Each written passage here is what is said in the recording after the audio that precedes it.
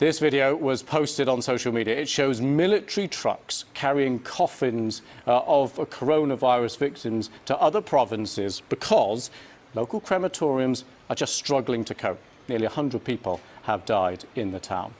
And listen to this senior doctor from a hospital in the town. We are in full emergency with this coronavirus pandemic. Our health personnel, nurses and physicians are working round the clock, countless hours to fight this incredible situation. We do not know how long this pandemic will last. I have two messages. The first one is for the general population. Please stay at home. The second message is for whoever wants to help us. We are in desperate need of both nurses and physicians, together with ventilators and dispositives for protection.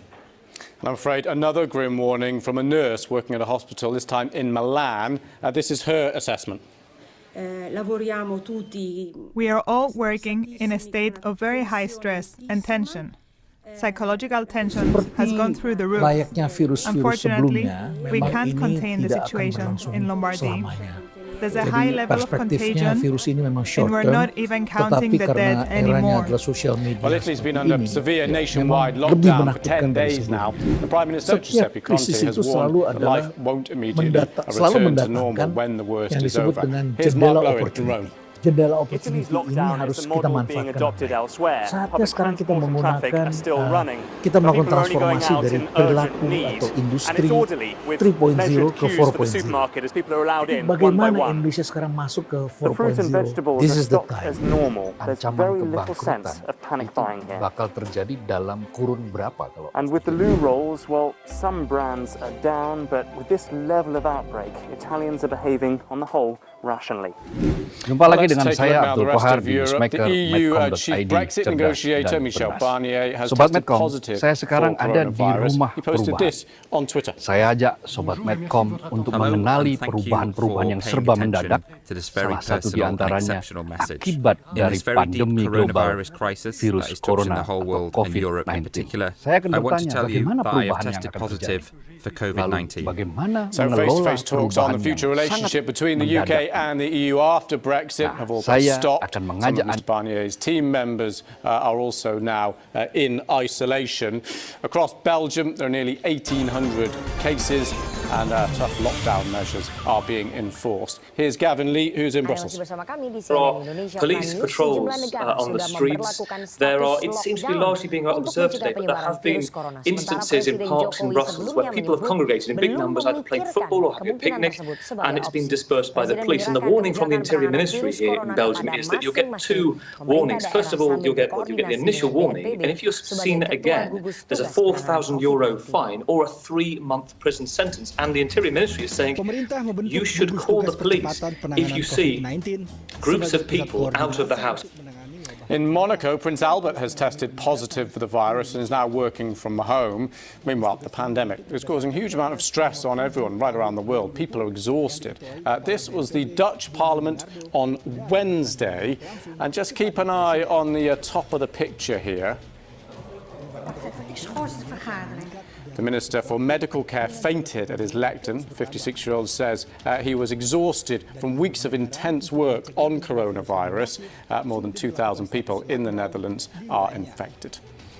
Right, let's move from Brussels and head to Germany, where the death rate from coronavirus is much lower than in other countries. And there are more than 14,000 cases nationwide. The BBC's Jenny Hill has some of the answers from Berlin. There are a number of theories as to why the death rate in Germany is comparatively low. The first is that the experts say Germany is in the relatively early stages of the epidemic. Secondly, it has a well-resourced and rather robust health system. But thirdly, and perhaps crucially, it's about, the experts say, the way in which testing has been carried out here. The authorities have tested very widely, and they've tested very quickly. That, in theory, means that people are being caught in the early stages of infection, and in theory it means that there are fewer undetected cases out there. It's perhaps worth noting too that a lot of the people who've been tested and confirmed positive so far have been relatively young. Having said all of that, they do expect that death rate to start to rise. Well, nearby countries have recorded much higher death tolls. One example is Spain. In just 24 hours, the number of fatalities jumped from 200 up to 803. And that's the number of cases, 17,000 people across the country infected. And the BBC's Guy Hedgecoe is in Madrid. Here in the Madrid region, where we're seeing around 40% of all cases, and that obviously puts a tremendous amount of pressure on the local healthcare services. Now, the government has tried to take measures to alleviate that, not just here in Madrid, but elsewhere across the country, for example, by nationalising private hospitals. But it does seem to be a big problem here in Madrid in particular. Also, we have seen a number of outbreaks of the coronavirus in retirement homes. Now, elderly people are obviously a particularly high-risk group, so that could be contributing as well to that relatively high death rate. And in addition to that, there has been some criticism of Spain when it comes to its testing for coronavirus, that the testing hasn't been done soon enough, that it hasn't been rigorous enough, and therefore that when people are being hospitalised, that it's that much more difficult to cure them and indeed to save their lives. The Tokyo 2020 Olympics is still in doubt, but in Greece, the Olympic flame was formally handed over to Japan. The ceremony was being held behind closed doors. Tokyo 2020 organisers insisting the Summer Games will go ahead. The torch arrives in Japan on Friday for a simplified relay that's scheduled to start in Fukushima. Well, this, of course, is an economic crisis too. We've had a big development from the European Central Bank. Let's take a look. It's pledged $820 billion package to ease the impact. The ECB boss, Christine Lagarde, has been tweeting, "Extraordinary times require extraordinary action. There are no limits to our commitment to the euro. We are determined to use the full potential of our tools within our mandate." So what exactly is being promised? Here's Tig Enright from the business unit.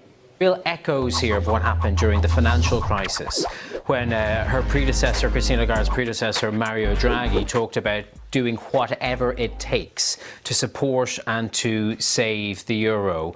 The effort, the idea being that central banks, and this central bank in particular, might bend, flex, change its own rules to do whatever necessary to ensure that markets are stabilised. Back then, it did bring some relief to markets. Today, whatever relief there was on stock markets was pretty short-lived. They are falling again. But there is always this open question when it comes to market interventions and things like quantitative easing, which is what effectively we're talking about here, money printing, the idea that you can throw buckets of water on what is a very, very big fire. It might not extinguish the fire, but until after the event, and maybe never, we might not understand how much worse it would have been had the efforts not been made in the first place. For the first time, China has reported no new homegrown cases of the coronavirus. A rare bit of good news, I suppose. Now, that includes Wuhan, the city where the outbreak began, which has been on lockdown for nearly 2 months. The quarantine rules have been slightly relaxed in Wuhan. It is still designated a high-risk area, but people are now being allowed to walk around their compounds and exercise outdoors. Chinese media claiming if no new cases are reported for 14 consecutive days, the restrictions could be reduced further. Well, Singapore and South Korea, let's head over there because they're both having some success. Virus at home. Singapore reported 47 new cases, of which 33 were actually imported. And South Korea has recently been able to limit the outbreak there, but has had a sudden jump in new cases, 152, with 74 of those coming from a nursing home in Daegu. Japan has only reported 3 new cases. Hokkaido is the worst affected Japanese region, but is now lifting its state of emergency, which has been in place since late February. Now, given the recent success, a growing concern in Asia is people bringing the virus back from abroad. despite having no new cases domestically. China did record 34 new infections among people coming into the country from abroad. As Stephen McDonald now reports. 34 new cases. Most of those are in Beijing, in fact, and a lot are Chinese people returning home from North America and Europe, believing that this is the safe place to be. And for that reason, the Beijing government even issued a sort of statement saying that all these Chinese students studying overseas, unless you have a good reason to, you shouldn't come back. So they're already trying to tell people they don't want them flooding back into the country because everything's kind of under control now. And imagine there have been cases of people with coronavirus symptoms who've boarded planes, they've taken drugs to suppress the conditions, so it seems like they're all right. They arrive in Beijing, somebody gives them a proper test, and they have the coronavirus. Now imagine that, again, you could be infecting everybody on that flight, you're in a crowded airport, more infections, and that's why in big Chinese cities there are still these very strict quarantine rules. Iran has reported its biggest jump in coronavirus deaths. 149 new fatalities have been confirmed in the past 24 hours. The death toll is now nearly 1,300, and there have been more than 18,000 confirmed cases. It's the worst affected country in the Middle East, and on top of that, experts believe the number of cases may be underreported because testing is being restricted to severe cases. Here's Rana Ramport from BBC Persian. Iran is a very vast country and with more than 80 million people, and reports from many cities and smaller towns say that they don't have test kits and they're unable to test all the people who are passing away. But interestingly, Kianush Jahanpur, one of the spokespeople for the health ministry, said that every hour 50 Iranians are being infected by the coronavirus, and every 10 minutes one person is dying. This is already a very high number, and if we believe these numbers are true, it seems that the measures that the Iranian authorities have introduced are not enough. So here's the situation in the Middle East. These are the 5 most affected countries in the region. Israel, nearly 530 cases, and the government there says it will impose a curfew for the next 7 days. Qatar, over 450 cases. Bahrain, 1 death and nearly 280 cases. And Saudi Arabia has almost 240 cases. But Iran is the epicenter of the region's outbreak. The government's been criticised for responding too slowly. Even so, this week it closed Shia Muslim shrines in Qom. And take a look at this, though. You can see people still went outside the shrines to pray. Well, in the US, there are more than 11,000 confirmed cases of coronavirus, and more than 150 people have died. Washington state is the worst affected, with 68 deaths. President Trump has asked US health regulators to roll out potential therapies aimed at treating the virus.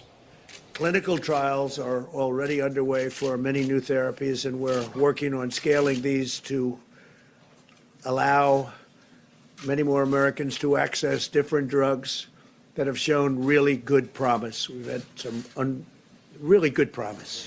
President Trump named 2 drugs that the Food and Drug Administration, the FDA, is currently looking at. The first is remdesivir. It's an experimental antiviral drug. It's produced by Gilead Sciences, whose headquarters are in California. And this man is the company's boss, Daniel O'Day. He was at the White House earlier this month, meeting with the president and the task force there.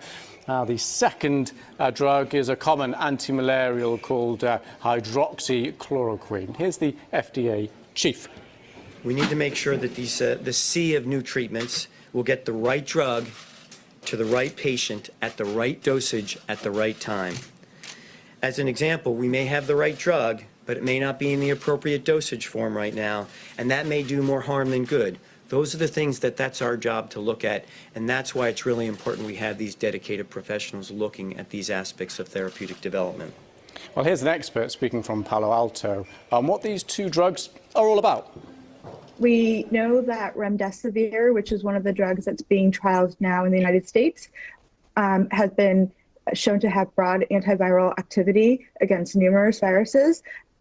So hopefully those studies, which have been underway now for a few weeks, also here and in China, we will have some information coming forth soon. The other drugs that President Trump were talking about, hydroxychloroquine and chloroquine, are drugs that we have used to treat malaria in the past. There's some promising information that came out over the last few days showing that patients who received hydroxychloroquine may rapidly clear their viral load from SARS-CoV-2 quickly. I need to caution, though, that this is a very small study, and this is why we need to do a larger clinical trial or study to find out more information.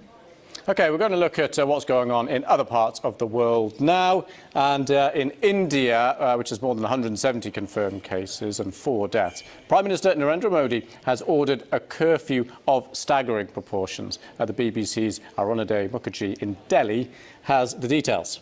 Asking citizens to not come out of their homes unless absolutely necessary. The Prime Minister said the symbolic day-long curfew on Sunday, the 22nd of March, from 7 a.m. to 9 p.m. will be a test of the country's resolve and show of unity. All except those involved in essential services have been urged to observe this public curfew. The Prime Minister, many observers say, used this opportunity to perhaps prepare citizens in case India has to observe a formal lockdown in the near future.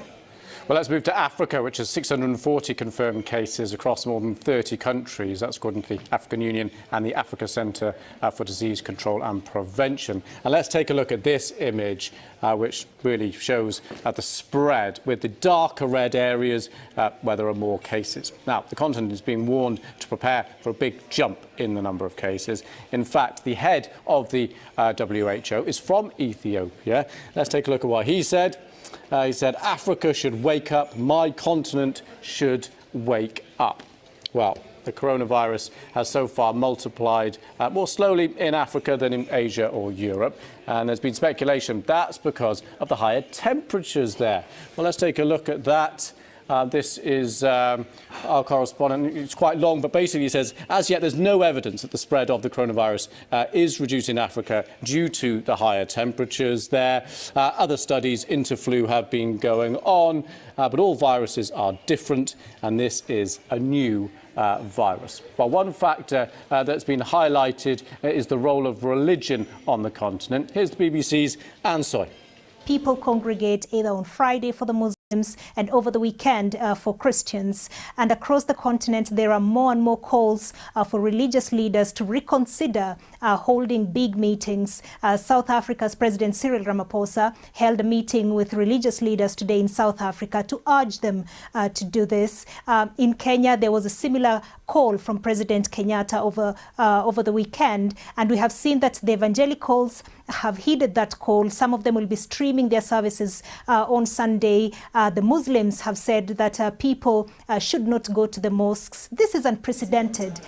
Brazil is closing its land borders for 15 days, blocking entry from all of its neighbours except Uruguay. Now, many of you will have seen this picture, which I'll hopefully be able to show you. Now, there we go. It's the statue of Rio de Janeiro's the Christ the Redeemer, lit up with images of continents grappling with the pandemic.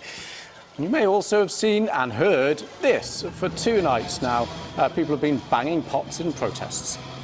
They're angry at President Bolsonaro's handling of the situation. He'd previously dismissed the coronavirus pandemic as a fantasy. Well, Katie Watson, as you can see, is in Sao Paulo. Katie, good to see you. So what are these protests all about? Well, these protests are, they're just the anger really people feel about the way Bolsonaro has handled the coronavirus crisis so far. You may have heard just a few days ago at the weekend, there were these huge marches that were organised in support of Bolsonaro against Congress, and they'd been planned for a while. But he came out saying they need to stop, we need to call them off because of the health of Brazil. That said, people still came out on the streets. He came out, he shook hands, he took selfies. And in the last few days, he's been given giving press conferences, updating people about the severity of coronavirus here in Brazil. And he's actually, tried to justify exactly why he went out, saying that it was for the people of Brazil, and that, people needed to, stop this hysteria. And that's a word that he keeps coming back to, this hysteria that people have around coronavirus. Not the message, though, that the health ministry is giving out, who seems to be much more professional, really, and leading the country in a time when people here are very nervous.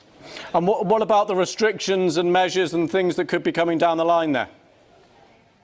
Well, as you mentioned, the land borders have been closed. Here in Sao Paulo, where we've seen the highest number of cases, shopping centres are being told to close until April. They've supermarkets and pharmacies, they're allowed to stay open. There are delivery services for restaurants. You can't go out and sit in a restaurant now very easily. I mean, the roads here are very, very quiet. In a city that's, the bigger cities, we're talking 20 million people, but the streets are clear. That's never seen in this country. In the big cities. So certainly people are taking notice, trying to stay indoors as much as they can.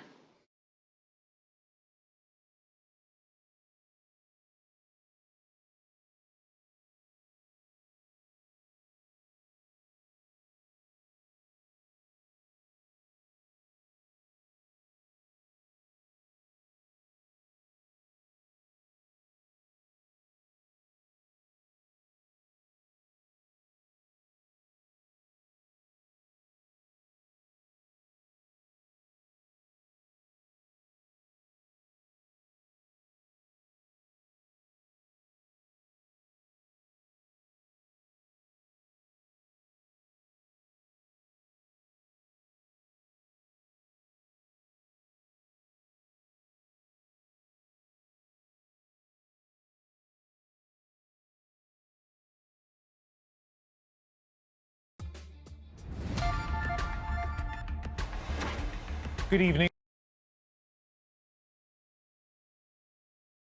I'm Ian Hanemansing. Tonight, Canada reaches a grim coronavirus milestone. You must have been so scared. A dozen deaths, more than 1,000 infections, as Canada turns to a wartime strategy to produce medical supplies. There's potential for Côte-Saint-Luc to be an epicenter for the virus. A Quebec mayor thinks quarantine may be the answer for his city, bracing for a surge in cases. Big banks promised mortgage relief, but responded with delays and denials. We're not going to be able to pay. And what about renters? 70 million Americans ordered to stay home. I am not kidding about this. And China declares victory over the virus, but a second wave could be coming.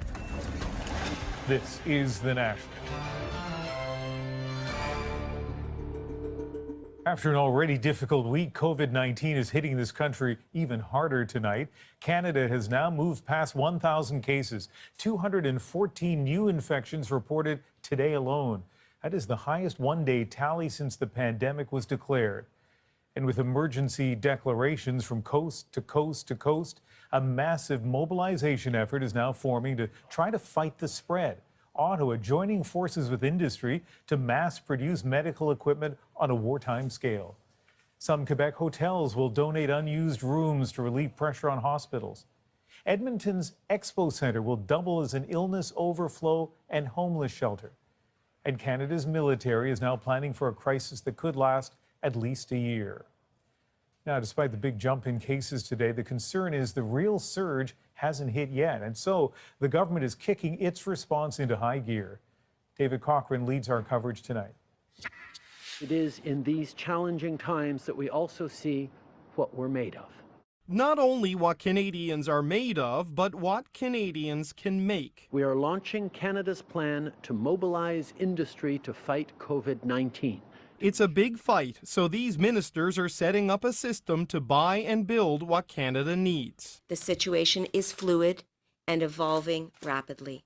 Our goal is to be over-prepared. There are still medical supplies on the market, and Canada is buying bulk. We have been able to secure 11.3 million N95 masks, which is over and above the order that we received for 7.3 million, with deliveries beginning immediately.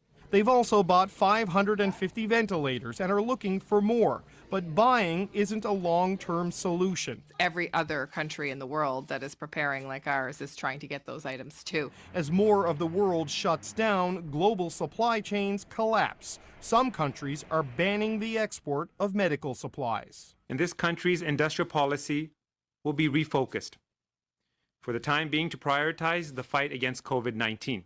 The plan is to create a domestic supply chain. The first link agreements with 3 companies to ramp up production of protective equipment, ventilators, and portable testing kits. Nearly 6,000 companies have offered help, including ones that make auto parts. So our government will help these companies shift production from auto parts to medical supplies. It's a multi-billion-dollar plan to build a COVID-19 industrial complex. The big question that can't be answered right now is whether all of this will be enough. Other countries have seen their systems and their supplies completely overrun. And while Canada has had more time to prepare, the virus here still hasn't reached its peak.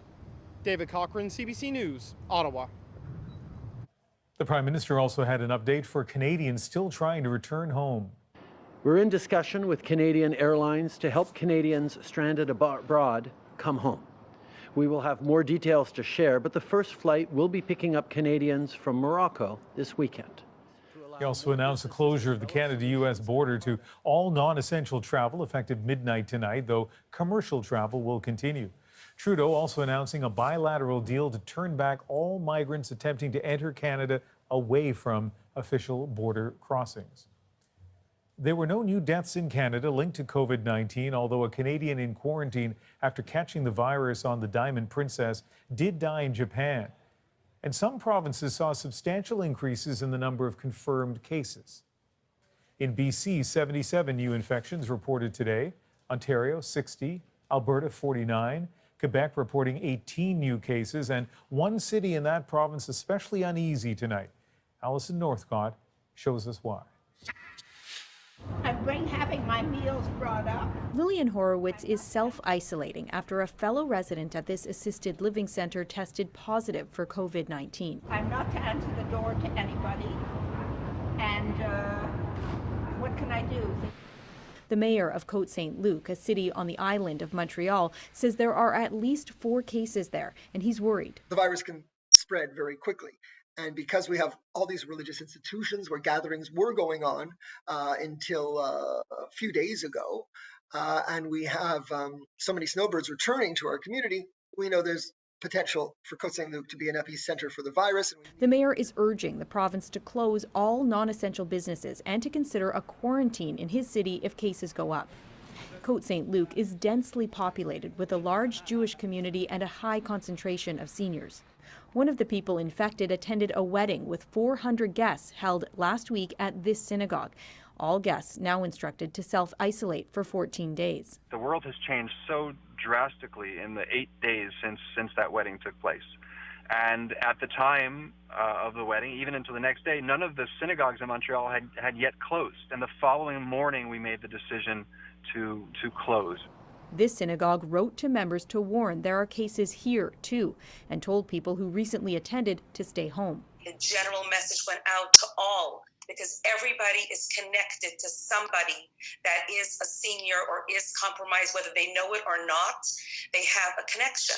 Montreal Public Health says all religious groups should stop all gatherings. Religious groups are vectors of transmission, are important vectors of transmission. Please follow the order. The mayor of Côte-Saint-Luc says synagogues there have now done that, but says it's a shame it didn't happen sooner. Alison Northcott, CBC News, Montreal. And while many Canadians cope with losing daily customs and routines, others are coping with grief of losing loved ones. Ellen Morrow has some of their stories. Sean Cunnington was just 51 years old, a musician, a family man, and another life lost to COVID-19. You must have been so scared. Tommy Dorian was Cunnington's bandmate. Cunnington had an underlying condition, chronic leukemia. No one knows yet how he contracted the virus. If it's not a lesson as to how easily it can affect anybody, I don't know what is. COVID-19's toll on Canada is growing. 82-year-old Mariette Tremblay died at a long-term care facility in Quebec. On Facebook, her granddaughter wrote, "We are imploring Quebecers and the whole world to show good citizenship, social responsibility, and stay at home." I went public. Stephanie Carvin echoes that plea. But I wish I could be there for my grandmother and reassure her that, we love her. Her grandmother in an Ontario care facility is sick and awaiting COVID-19 test results. And to protect residents, visitors are no longer allowed at the home. It's just so stressful not to be with your loved ones while they're sick, and she's not alone. But it's hard because, in so many ways she has to be right now because of this situation. A situation just beginning. Canada's major cities locked down, anxiety on the rise. We're social animals, but we're also animals of routine. So when those routines are broken, it's really disconcerting because we find comfort in the familiar. Comfort for Cunnington's loved ones is being found in memory. Dwayne Lau, another bandmate, was a longtime friend. He was one of the most genuine, honest people that I've ever known, and somebody that has always been willing to help. Now they want others to help slow the spread of COVID-19. Ellen Morrow, CBC News, Toronto. The pandemic is also taking a toll on Canada's workforce. Today, Cirque du Soleil said it's laid off 95% of its workforce, including more than 1,300 head office staff. We have already told you about 40,000 auto workers hit by shutdowns, the layoffs of more than 5,000 Air Canada cabin crew, and 1,100 Irving shipyard workers. But the coronavirus is boosting some retail, including Walmart Canada, which said today it wants to immediately hire 10,000 workers for its stores and distribution centers, saying there's a lot of work and we need you. But for those who still go to work, there's mounting concern for their health and their potential to spread the virus. Chris Glover looks at the tension that's creating. Up close at a construction site during a pandemic. There's no such thing as social distancing on a job site. Morgan Signini owns a metal fabricating company, already uneasy about keeping his workers on the job when a developer sent him this letter saying Ontario is not shut down and obligations still must be met. That was really disturbing. I went to bed with a heavy heart, just thinking how I could put my employees in that position. The developer told CBC News the letter was meant to provide much needed clarity on everyone's continued responsibilities. I need to work. For some, the paycheck is worth the risk. I think it's okay because I work outside. But for how long?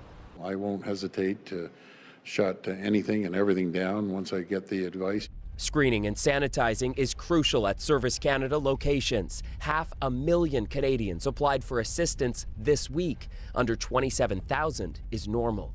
John Minoru bailed on his application this morning, fearful of catching the infection in a crowd of strangers. But he's back this afternoon with gloves. I was worried because I tried online, but it's all clogged. A new release drew thousands to EB Games across Canada. I'm actually living with my grandparents right now, so I have to be a little bit extra careful. After a CBC story this week, precautions were taken inside their stores.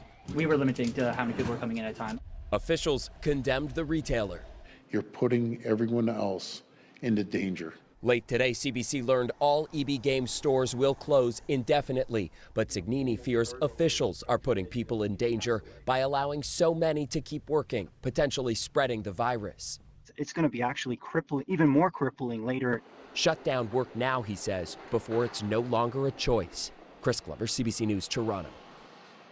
Manitoba Premier Brian Pallister took direct aim at businesses that refuse to abide by social distancing guidelines, asking Manitobans to take each other's safety and well-being into their own hands. Encourage Manitobans as you come across a situation where people are not observing the social distancing rules, I'd like you to go on the internet and tell everybody not to shop there. Don't go there. Don't honor that kind of behavior. In fact, it's a dishonor. I'd encourage each of you in the media and all of your viewers and listeners to think of others right now, to contact them. Make sure that they have a sense of being connected to you, make sure that they're able to be confident that they're part of a world that isn't just their room. Do this. This will be appreciated. Thank you. We'll beat this thing. Well, the emotion there from the Premier, sign of how seriously governments are taking this. Well, let's bring in Dr. Alison McGeer, an infectious disease specialist with Mount Sinai Hospital in Toronto and a veteran of the SARS outbreak that began in 2002. And Dr. McGeer, things have been changing so rapidly across Canada. From your perspective, what else would you like to see from governments and from people? Well, you know, I think from government, there's just a limit to how much people can do.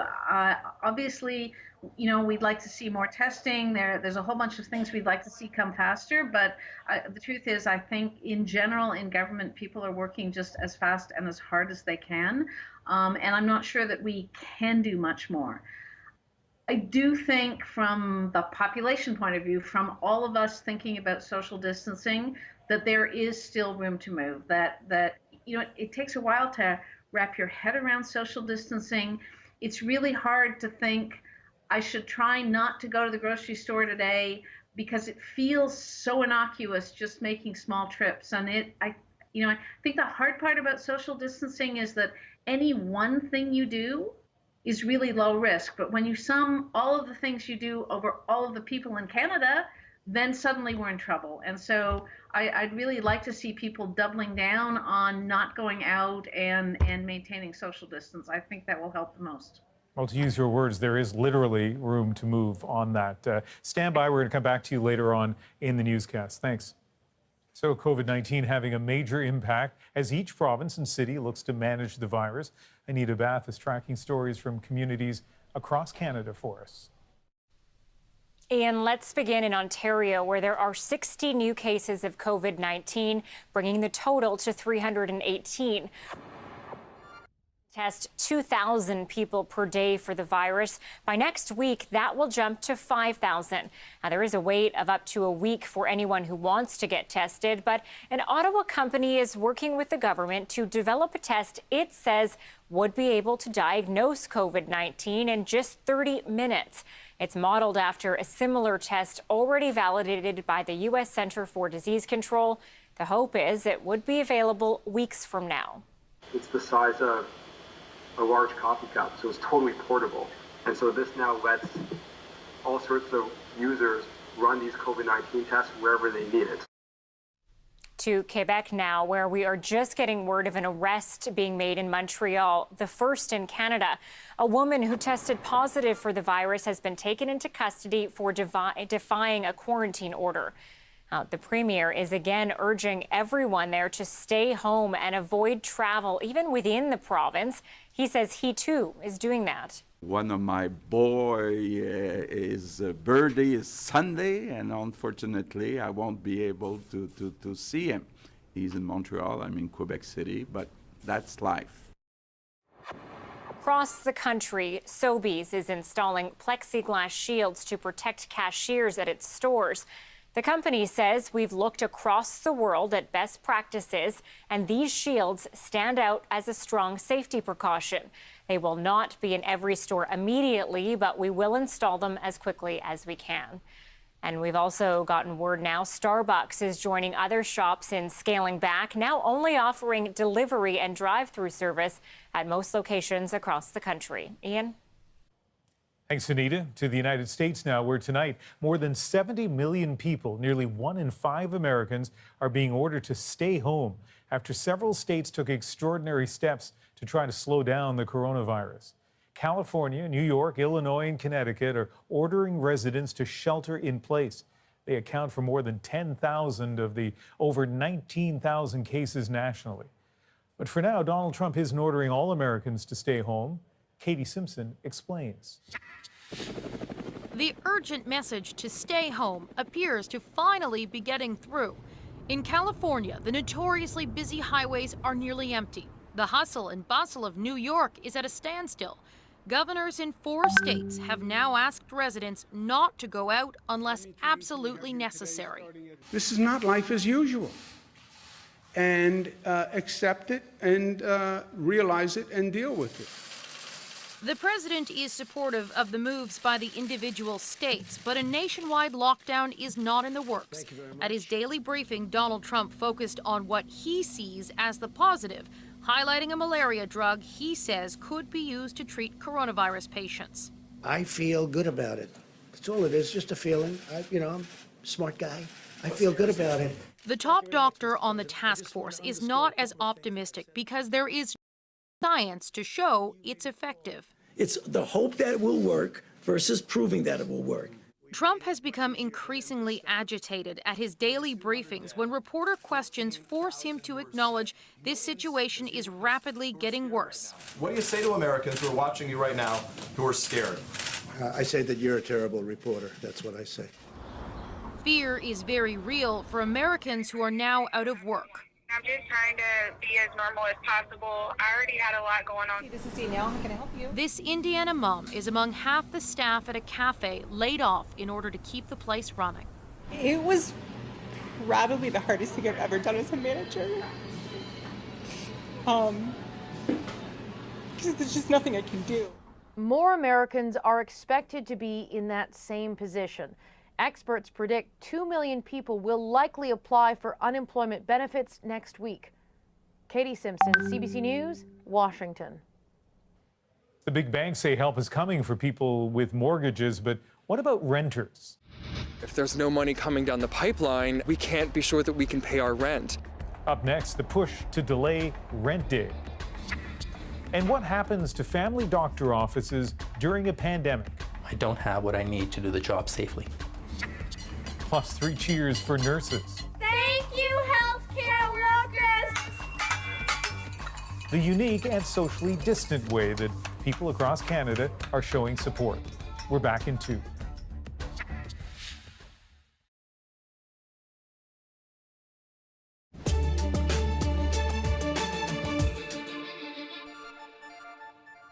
The spread of COVID-19 has changed the financial positions of many Canadians, with the source of their next paycheck now suddenly unclear and the next mortgage or rent payment still looming. We'll talk about renters in a moment, but banks have agreed to give homeowners some relief. Aaron Saltzman looked into how that offer is working in practice. My wife called the 1-800 number for the Bank of Montreal. Evan McFattridge's wife was laid off when the Halifax area restaurant she works at closed. She was told that our mortgage was too new to qualify for deferral. Not what he expected to hear. I've been in regular communications with the CEOs of Canada's large banks. Last week, the finance minister asked the big banks to defer mortgage payments for people suffering financially due to COVID-19. But many Canadians say they're encountering an opaque and seemingly arbitrary process, which often ends with them being denied a deferral. Just huge anxiety. Alison Whittle and her husband are both in isolation, both showing symptoms and both out of work. But when she called her bank, a subsidiary of Laurentian Bank, she was told it was business as usual. That was very triggering. I got quite upset because it's not business as usual. We're not going to be able to pay. The experience may be different with lenders that aren't one of the big banks. Even before the finance minister's request, this Vancouver credit union was offering 3-month deferrals. One of the phrases that we use in our organization for times like this is forbearance, not foreclosure. Now she says they're offering the full 6 months with little more than a quick phone call or email. CBC News asked each of the big banks about their deferral process. CIBC, Scotiabank, and TD each just repeated their commitment to working with people on a case-by-case basis. RBC didn't respond at all. BMO says it has now reached out to the subjects of our story. After the McFattridges got that call from BMO, the bank granted them a 6-month deferral. Alison Whittle just got a call back as well. She too got her deferral. Aaron Saltzman, CBC News, Toronto. While homeowners can get relief on a case-by-case basis, Thomas Douglas shows us that those who rent have even fewer options. Like so many small business owners, Joe Rutherford has seen his income nosedive, dropping in recent days as much as 85%. He walks dogs and hires others to do the same, but now worries about the roof over his head in Toronto's notoriously pricey rental market. If there's no money coming down the pipeline, we can't be sure that we can pay our rent. And I mean, it's so scary. He started an online petition demanding the cancellation of rent and mortgage payments during the COVID-19 crisis. It's received more than 500,000 signatures, with Canadian renters asking for immediate government help. I think the easiest, simplest thing to do would be to have a package where tenants just don't have to pay rent. They can use that money to live and to take care of themselves. The federal government is pledging money for low-income families, but when it comes to relief for renters, it's up to the province to decide, with BC, Ontario, and New Brunswick suspending some evictions for now. No tenant in the province of Nova Scotia whose income has been impacted as a result of COVID-19 can be evicted by their landlord. Though some tenants fear unpaid rent will eventually lead to mass expulsions. Consider these renters in Toronto who say neighbors received eviction notices just this week. A mistake, says the landlord, but many property owners are still demanding payment. So for us, it is important that things keep moving, of course. We cannot afford just to not receive any rents. Virginie Michaud owns this duplex and depends on the income from the one unit she rents out. We're counting on that because we don't have a lot of cushion in our budget. This crisis is squeezing everyone, and it only gets worse at the first of the month. Thomas Daigle, CBC News, Toronto. Next, we look at what we know about exactly how this virus is spreading, the science of COVID-19 right after the break. And in China, celebrations and signs of victory, but is it all premature? And as we've been doing all week, we put your questions to the experts, including this one. Do I need to wipe down delivered groceries and packages? The answer to that and more after the break.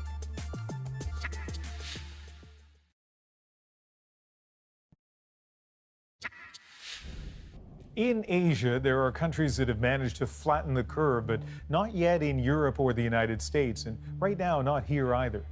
Canada's first case was on January 25th. That number at first climbed slowly, 29 days later hitting 10 cases, but it took only another 17 days for Canada to pass 100 known cases, and just 9 more to pass the 1,000 mark today. Some of that acceleration might be a reflection of increased testing, but the virus is also rapidly spreading. Vicadopia dives into the latest research on how. Much of the biology of this coronavirus is still a mystery, though scientists believe it does a better job of sticking to our cells than the coronavirus that caused the 2003 SARS outbreak. That gives it an edge in quickly infecting people. Those people can go on to infect others before showing symptoms, which could take up to 2 weeks. A new study of recovered COVID-19 patients in Wuhan gives us a clearer picture of how long those symptoms typically persist. Coughing lasts 19 days, fever breaks after 12 days, but midway through fever, respiratory problems develop and last as long as the cough. Patients still tested positive for the coronavirus for a median of 20 days, but in some cases it was as long as 37 days. Research is still emerging, but critical for scientists. We are hanging off of every word that comes out. Dr. Isaac Bogosh says it's possible people can still infect others after they've recovered, but odds are they won't. As the clinical condition progresses and as people start to recover and get better, they're likely less contagious to those around them. And ultimately, they'll stop shedding virus and they won't be contagious to anybody. And where that virus is shed may determine how long it remains a threat. A new study found that it can survive on porous surfaces for hours and on hard surfaces like plastic and stainless steel for days. And there's still no consensus on whether recovered patients can get reinfected. One oddity of coronaviruses is that the antibodies that we make don't seem to persist for as long as antibodies we make to other infections, like influenza, for example. Influenza is relatively well understood and monitored. If there's one thing that's being learned from this pandemic, is the need to continue studying coronaviruses, even after the outbreak is over. Vicadopia, CBC News, Toronto. The World Health Organization is trying to find some positive news in this pandemic, and here's what the head of the WHO had to say about the city known as Ground Zero for COVID-19. Wuhan provides hope for the rest of the world that even the most severe situation can be turned around. Wuhan reported no new cases yesterday. However, it still has 6,100 others, with more than 2,000 people in critical condition. But as Sasha Petrusik explains, that hasn't stopped China from declaring victory over the virus. The pictures on state TV are spectacular. Nanjing skyscrapers lit up with portraits of doctors and nurses, heroes of what China calls its people's war against a virus Beijing has now declared defeated. Recovered patients are applauded as they're shown heading home from hospital. Medical workers, too, paraded as they fly out of a Wuhan that's still locked down. Now we are returning home, so I'm really excited as we won the victory over the epidemic, the medical worker says. Life in most of China, including the streets and stores of Beijing, is slowly returning to a kind of normal, though carefully checked by volunteers with thermometers at every corner, still nervous. Indeed, while Chinese officials say they've seen no new domestic cases in days, they say imported cases are at a record high. So for China, I think it's premature to celebrate. There will be a second wave in China because I think it's unavoidable. There's going to be silent transmission, which eventually reaches to the level that's detected. A second wave bouncing back from Europe and Asia on the medical staff who haven't had much of a breather, and a population of hundreds of millions who suffered through the lockdown. To try to stop that, China finds itself imposing ever more stringent limits on who can come in and how long they need to be quarantined. Exactly the kind of measures Beijing denounced when other countries imposed them on Chinese citizens just a few weeks ago. Sasha Petrusik, CBC News, Tokyo.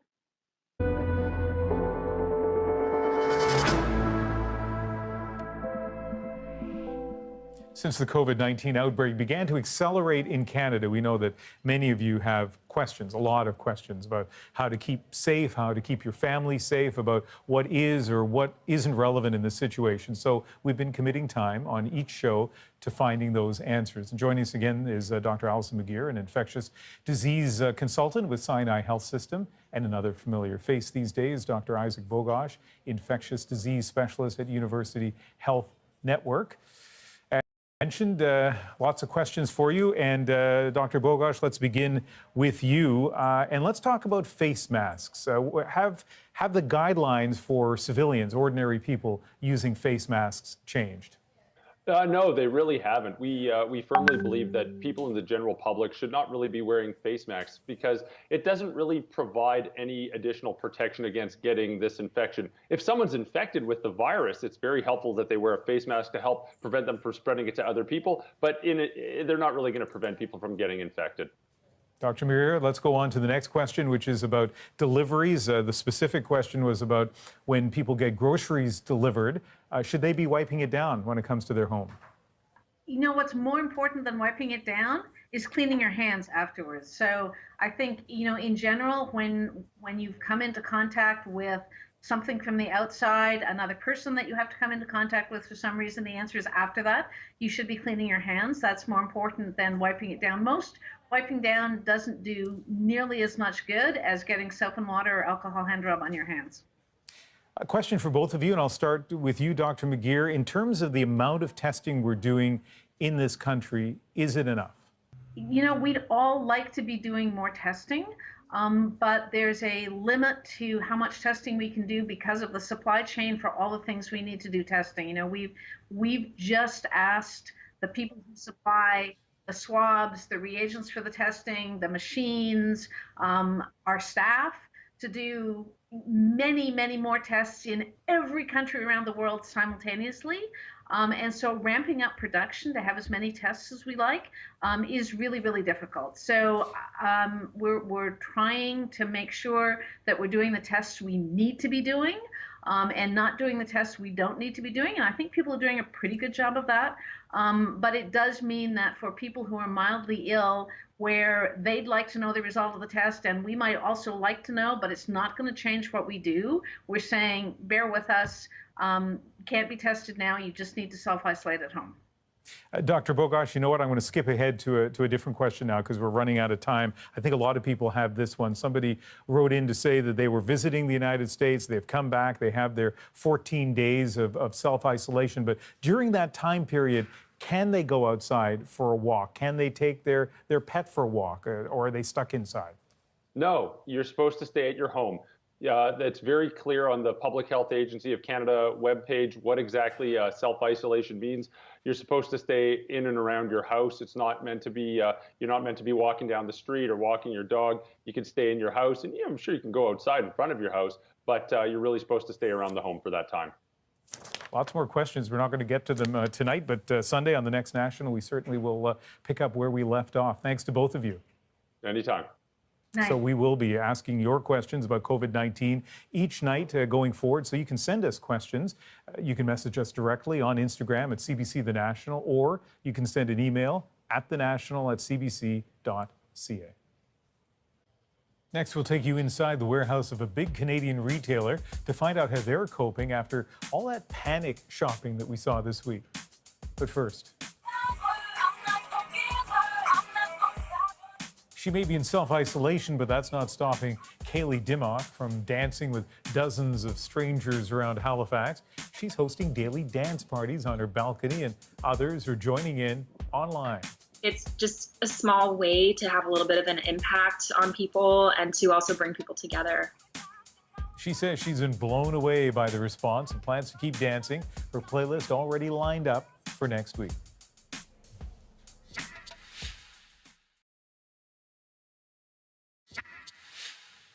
If you've been to a grocery, pharmacy, or big box store lately, chances are you spent some time wandering the aisles only to find empty shelves and picked over products. Fears over COVID-19 have led to panic buying, even hoarding.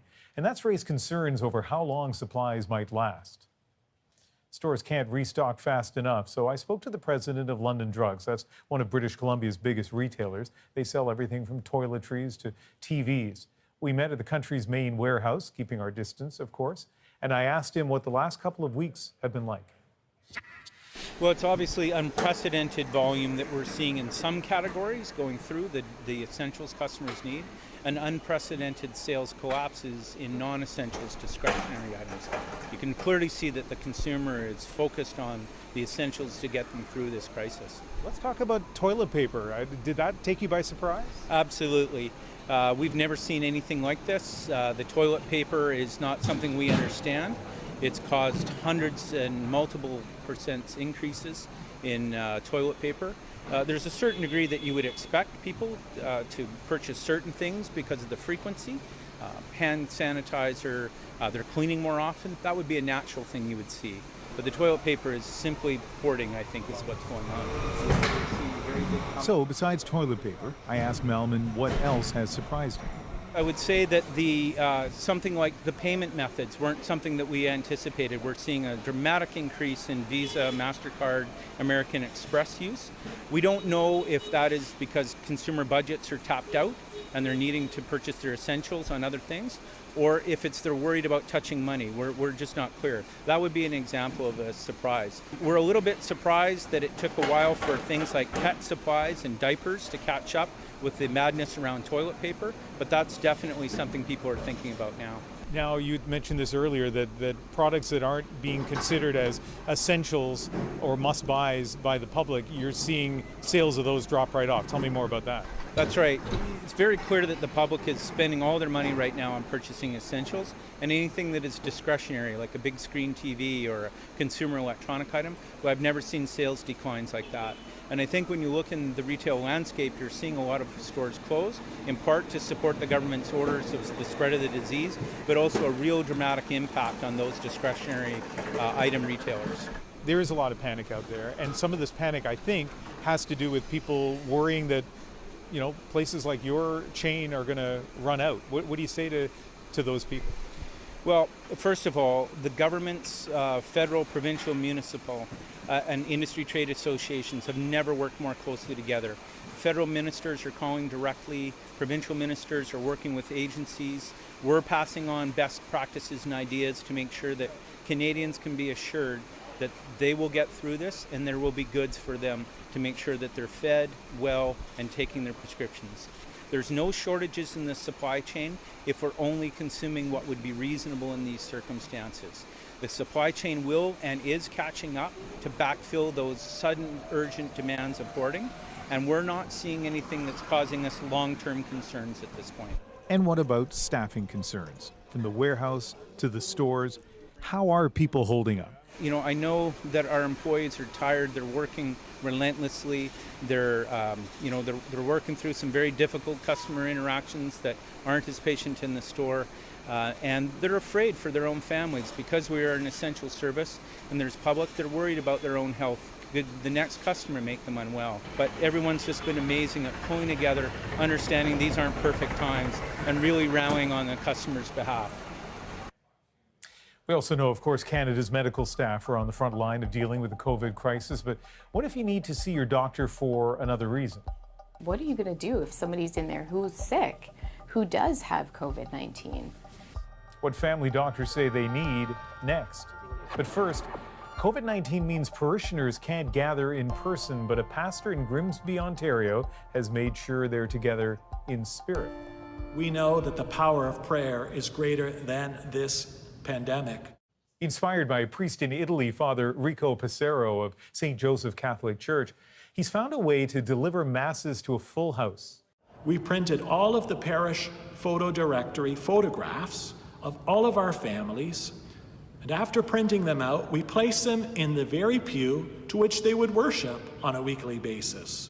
Mass is also streamed online so people can connect from home, and the response has been incredible. The emails, the phone calls, the texts, the messages online have been overwhelming for me to see that indeed people are seeing this project as its original intent, a message of hope, not to despair, not to feel isolated or alone, but rather to stay connected.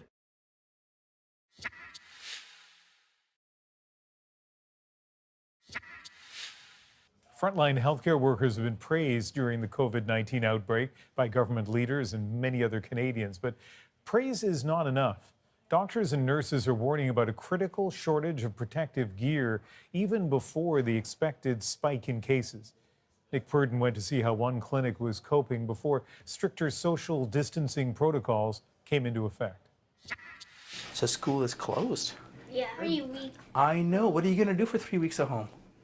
With COVID-19, a visit like this to your family doctor might be a thing of the past. Now, since we have everybody here, should we also do other stuff for everybody else today since you're here? Any other issues since you came all the way here so you don't have to come again for other stuff? No, I think we're good. Liam, Dr. Javid Alou takes care of 15-month-old Ethan. Yeah. People's day-to-day health issues don't stop because there's a pandemic. Still, I wonder, how will primary care change because of COVID-19? The reality is nobody knows how to practice this way. None of us have actually been trained to work during a pandemic. All the regular stuff, we're going to be here for you throughout this as much as we can. Maria DeMurro brought her son in because he had to get his shot. Did you ever think you wouldn't come in today? Yeah, my husband and I did have a conversation about it, and he was more terrified than me. So his concern was, what are you going to do if somebody's in there who's sick, who does have COVID-19? That's the risk Dr. Alou has to balance. We're trying to make the best decision between the risk of not coming in and the risk of coming in. And so we're going to be making compromise decisions here. And there's going to be some people we protect this way, and there's some people who are going to get hurt this way. And so we're facing the reality that we're not doing the best we can anymore. We're doing the safest we can, given two really bad risks. The risk of not managing the illness and the risk of COVID. To minimize that risk, most of Dr. Alou's appointments will be by video or phone, and others delayed. And that's not just to protect his patients, but also himself. Because this will last us around... So far, the government has not provided protective equipment for Dr. Alou's clinic. The only masks he has are left over from the H1N1 epidemic in 2009. We have no N95 masks. You're saying you don't have what you need to do your job? I don't have what I need to do the job safely. What do you think of that? It's scary and it's upsetting.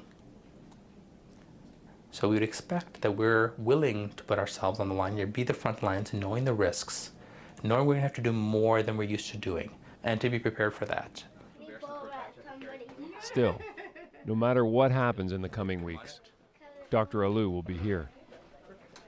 We chose this profession wanting to be able to be of service to people, and it's hard to give that up. That's the bonding obligation that I have to them. That's the relationship that I had with them when I took on the decision to be their family doctor. And that's why I'm still there. Thank you. Take care. Take care. Bye. Bye. Nick Purdon, CBC News, Toronto.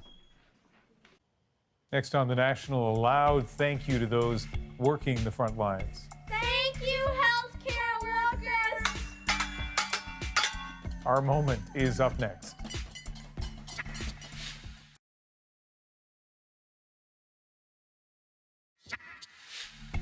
Healthcare workers are so busy these days, and with social distancing, it can be hard to know how to thank them. But some people have found a way to cheer them on.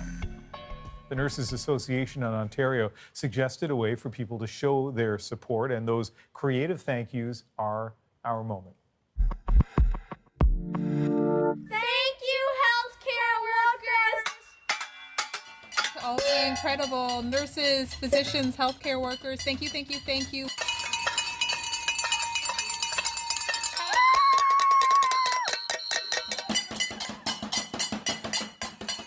Just want to say thank you so much. We'll be out here every night at 7:30. This is for all the nurses and doctors that are fighting this for us. Thank you.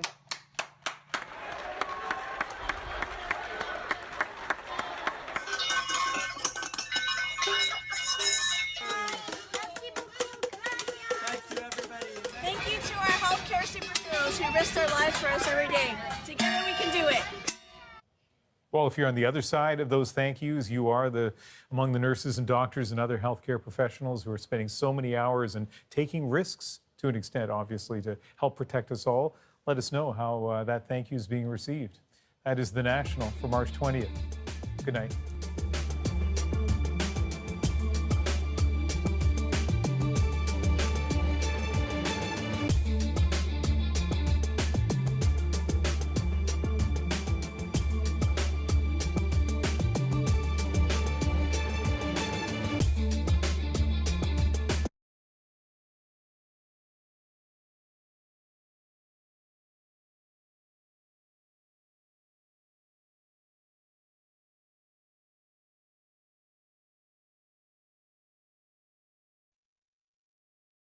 Breaking news tonight, the coronavirus forcing millions more Americans into virtual lockdown. Over 75 million people in New York, California, Illinois, and Connecticut ordered to stay at home. The U.S. borders to Mexico and Canada set to close to non-essential travel. A spring break crackdown. Florida communities closing beaches. In Europe, the crisis growing inside the ICU in Italy, the country's deadliest day. Fear on the front lines. ER doctors saying we are on the verge of a medical disaster. Healthcare workers' lives at risk. There's a lot of anxiety. There's a lot of fear. There's a lot of, wondering if you're risking your life by going to work. Critical shortages of life-saving equipment. President Trump invoking war powers to order private companies to manufacture supplies. New developments on that $1 trillion relief plan. How soon Congress could approve those checks for you. The staggering rise in unemployment. People out of work lining up for free meals. The healthcare crush, vital treatments delayed. Our correspondent battling cancer, feeling the impact firsthand. The surge in students learning from home. Over 50 million taking lessons online. But what about the kids without internet access? And does the coronavirus present a bigger risk to pregnant women? This is NBC Nightly News with Lester Holt. Good evening. It was just a little over 10 days ago we were all shaking our heads at news that Italy was locking down the entire country to stop the spread of COVID-19. Awful, we thought, but it couldn't happen here. Except it slowly is. State by state, residents now being ordered to stay indoors. Non-essential businesses told to close. The latest, Connecticut, as the wave of sickness appears to be following the grim predictions. Again, tonight, our team is going to explore the facts, the ramifications, and what our leaders are doing to protect us. We start with Miguel Almaguer. Tonight, the governors of New York, California, Illinois, and Connecticut taking drastic and historic action. Residents of multiple states told to go home and stay home as the coronavirus crisis explodes across the nation, affecting at least 76 million people. The orders, which if violated could include a civil fine, means all non-essential businesses must close, while places like grocery stores, gas stations, and mass transit continue to operate. Going out to pick up food or supplies or solitary exercise like a walk or hike are permitted. And when I talk about the most drastic action we can take, this is the most drastic action we can take. As the number of confirmed cases skyrockets in New York, in California, the most populated state in the nation, they have doubled. In a letter to Congress, Gavin Newsom is requesting $1 billion to fight the virus and asking for the USNS Mercy, a floating hospital, to dock in Los Angeles. This is a moment where we need some straight talk, and we need to tell people the truth. We need to bend the curve in the state of California.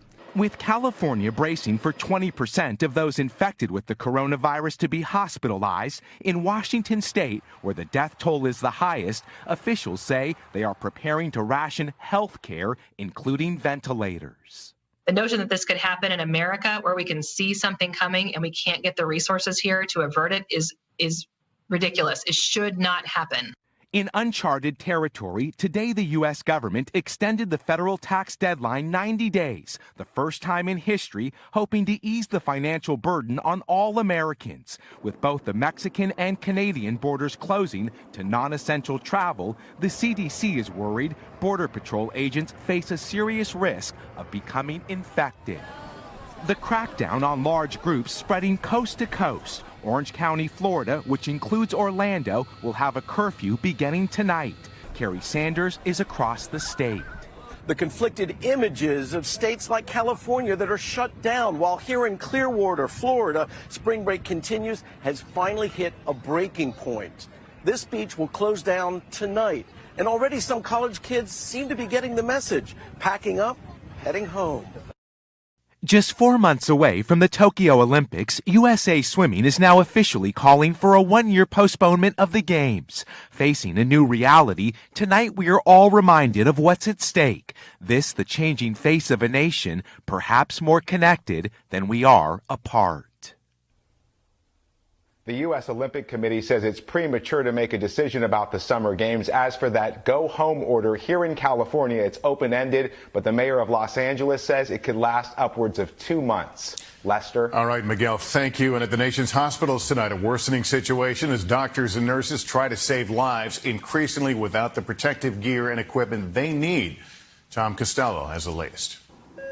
The warning from the nation's frontline ER doctors, the situation is critical. What we're dealing with right now is something most of us in our careers have never seen, which is a slow roll mass casualty incident. With doctors and nurses running low and now reusing personal protective equipment, communities are stepping up and making masks.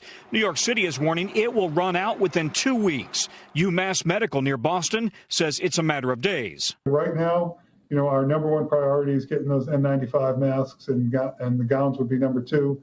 Gloves and eye shields will be right behind it as well. Also in high demand, ventilators for the most critically ill patients. We need those ventilators.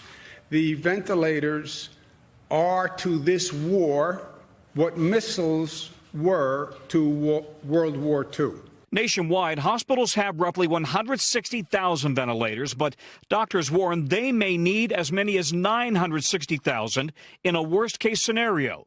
Columbia medicine surgeon Cornelia Greggs wrote a New York Times op-ed warning the sky is falling. It feels like living in a terrifying sci-fi movie, but this is real life. And in the United States, our hospitals, at least in New York, are going to start to look like Italy's hospitals. The president today announced an automaker is offering to produce ventilators. One company that has openly stated it is General Motors. Ford tells NBC News it's also offered to help. And 3M says it's now making 400 million N95 respirators a year. Meanwhile, continued frustration over testing for the virus. They said, oh, you got to go to the hospital. But then again, they tell you to stay away from the hospital. Based on data collected from state health departments, NBC News calculates more than 117,000 COVID-19 tests have now been completed, as most states struggle to meet demand. A newly opened site in Paramus, New Jersey today filled to capacity and forced to close within 4 hours. While on the front lines, doctors are already battling to save lives. There's a lot of anxiety. There's a lot of fear. There's a lot of, wondering if you're risking your life by going to work. But we're feeling, abandoned. We're feeling isolated. With supplies and medicine running low, hospitals are now preparing to make terrible decisions about which patient has a better chance of survival and which patient may be denied the care they need. Lester? Yeah, Tom, this is so troubling. These are the people we absolutely need. Thank you. The devastating and deepening impact on business pushed the markets down again today. The Dow tumbling more than 900 points to end Wall Street's worst week since 2008. Gabe Gutierrez now in the sudden and staggering rise in unemployment. There you go, man. It's become a daily ritual. Newly unemployed hospitality workers are coming to Hook Hall in Washington, D.C. Coronavirus forced this bar to close. Now, with donated supplies, volunteer chefs are feeding those who are out of work from around the area. It's jarring. It's so jarring to see the number of people come through the door. Yesterday, the Labor Department said last week's nationwide unemployment claims were up dramatically. Tonight, an even bleaker picture from individual states. In South Carolina, unemployment claims this week have shot up at least 400%.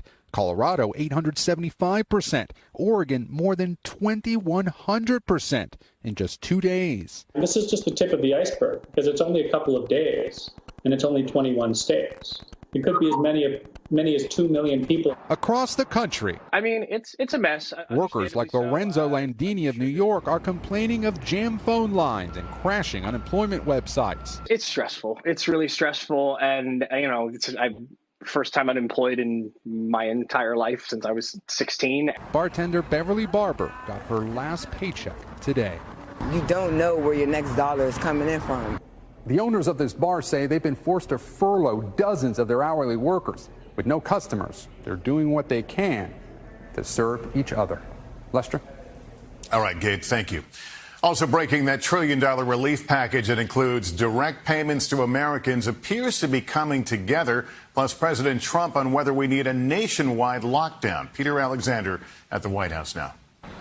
With strict new measures now being implemented in the hardest hit states like California and New York to slow the spread of the virus. Tonight, President Trump says a national lockdown is not needed. We're working with the governors, and I don't think we'll ever find that necessary. Lawmakers tonight are still hashing out an expected $1 trillion economic relief package with those direct payments up to $1,200 possibly for many Americans, $500 per child. There's tremendous spirit to get something done, so we'll see what happens. It comes a day after the president touted the immediate delivery of existing drugs that have also shown promise treating coronavirus, but are still in clinical trials and have not been approved for that use. Is it possible that your impulse to put a positive spin on things may be giving Americans a false sense of hope? No, I don't think so. Representing preparedness right now? No, I don't think so. I think that it's got the not yet approved drug. Such a lovely question. Look, it may work and it may not work. I feel good about it. That's all it is, just a feeling. I'm a smart guy. I feel good about it. What do you say to Americans who are watching you right now who are scared? I say that you're a terrible reporter. That's what I say. Go ahead. I think it's a very nasty question, and I think it's a very bad signal that you're putting out to the American people. The American people are looking for answers, and they're looking for hope. And you're doing sensationalism. We asked the vice president the same question later. What do you say to Americans right now who are watching and who are scared? I would say do not be afraid, be vigilant. All the experts tell us that the risk of serious illness to the average American for the coronavirus is low. And late tonight, the White House announced that a member of the vice president's staff has tested positive for coronavirus. The White House tonight says neither President Trump nor Vice President Pence had close contact with that individual. Lester?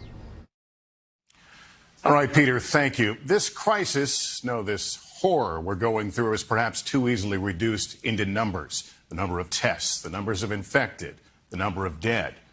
Allow me a moment to put just one face to those numbers, a face we here at NBC News know well, our colleague and friend Larry Edgeworth. We lost him to this virus last night, and we, like families everywhere who have suffered loss, are grieving. Larry was an audio engineer. He worked in the field covering stories all over the world. Larry and I logged some interesting times together in some interesting places. If Larry was your sound guy, you knew you were going to be fine, both technically and in every other way. A gentle giant, as one of our colleagues so aptly described him, who you knew had your back. Larry was a kind and generous man who always made us smile. Our heartfelt condolences to Larry's family and his many colleagues here at NBC. We are heartbroken. And there's so much more to tell you about tonight, including a staggering development of the epicenter of this crisis. We'll be back in just 60 seconds.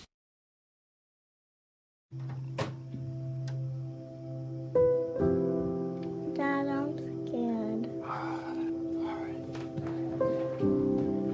It's only human to care for those we love and also help light their way.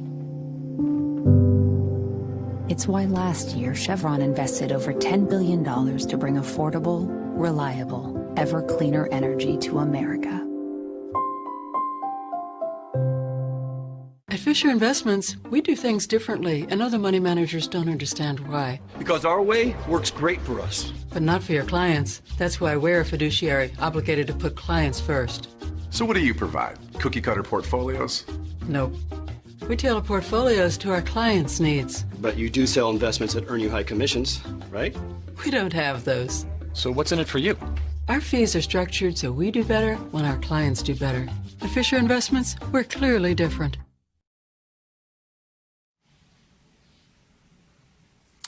The coronavirus crisis has deepened in Europe, with Italy suffering its deadliest day yet, with more than 600 fatalities. NBC's Richard Engel has more. From above, Rome looks as empty and lifeless as people say it feels. But despite Europe's tightest lockdown, authorities say the death toll is still spiking. At least 627 new fatalities in just 24 hours, a one-day record. In the hardest hit north, emergency rooms are at, or some doctors say past, the breaking point. Sky News gained rare access to an intensive care unit in the city of Bergamo. 50 to 60 new COVID-19 cases here each day. Doctors urging the world to act now.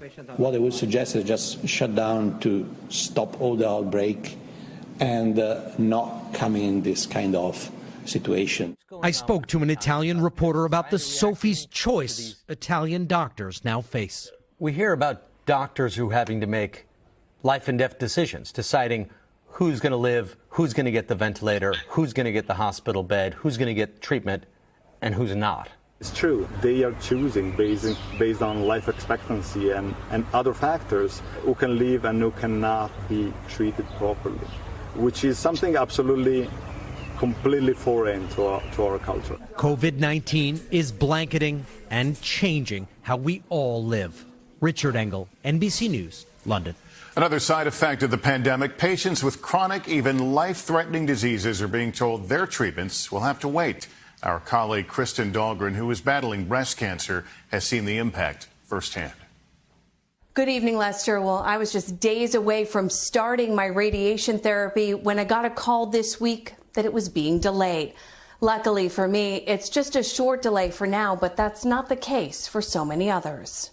Tonight, Anna Rashova is treasuring every moment with her 2-year-old daughter. Freckle chuckled and shook his head. No. After learning her last hope to beat stage 4 colon cancer, a clinical trial for an immunotherapy drug is being postponed. To be so close. And it's almost like right there in front of my face, yet I can't touch it. It's definitely heartbreaking. Hospitals across the country now deciding many clinical trials could expose vulnerable cancer patients and health workers to COVID-19.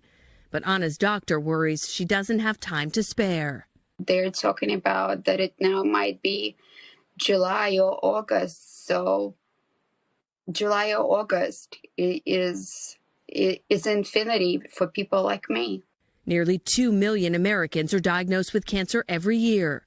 The unfortunate and very sad reality is that for many of those patients, they do need that treatment now. Hospitals are asking many to do appointments online, skip follow-up visits, and in some cases, even delay treatments.